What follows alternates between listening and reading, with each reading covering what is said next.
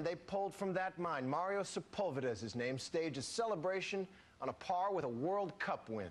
And tonight, John Quiñones has the first interview with Super Mario.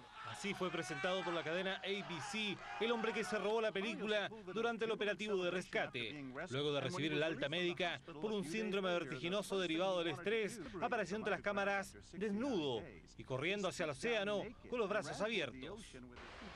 I adore you, God, he says, and I promise I will never leave you. Mario Sepúlveda regresó a la superficie y a la vida cerca de la 1 de la madrugada del pasado 13 de octubre. En la entrevista con el canal norteamericano, dijo que salió tan eufórico que no reconoció al presidente Sebastián Piñera. At first, I didn't recognize the president because he was wearing a hard hat.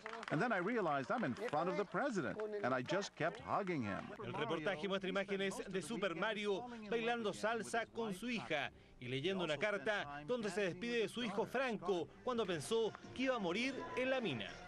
Por otro lado, estoy tranquilo. He wrote, I will miss you, my son, but I am tranquil and happy, because as I leave this earth, I know you will be in the good hands of your mother. De regreso en la playa, Mario Sepúlveda dijo que la vida es corta y se puede acabar todo en un minuto. Por eso, no hay que pensar en el dinero, aseguró Super Mario, un hombre que volvió a vivir.